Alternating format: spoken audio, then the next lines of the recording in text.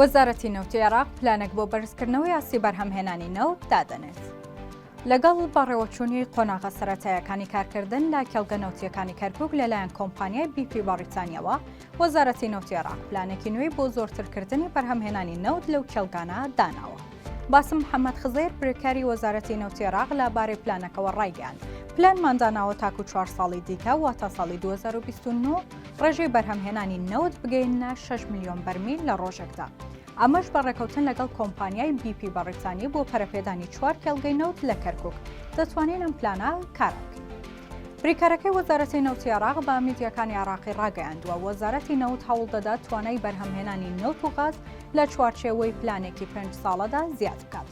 وەزارەتەکە ئامانجیەوەیە لە نێوان ساڵانی 2028 بۆ 2029 ئاستی بەرهەمهێنانی نەوت ڕۆژانە بگاتە 6 ملیۆن بەرمیل و ئەگەر دەرفەتی هەبێت ئەم بەرهەمهێنانە زیاتریش بکات.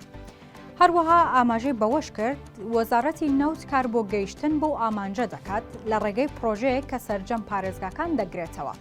سوودمەندبوونی ئەو چالاکیەش کۆمپانیەکانی گەڕان بۆ نەوت و ئەوانەی کارەکانی هەڵکەندن و بەرهەمهێنان لە کێڵگەکاندا لە ڕێگەی خولی مۆڵەت پێدانەوە دەکەن. یەکێک لە دیارترین پرۆژەکانی ئێستای کەرتی دەرهێنان بریتە لە پرۆژەی پەرەپێدانی دەرهێنانی غاز لە کێڵگەی ئارتاوی لە باشوور.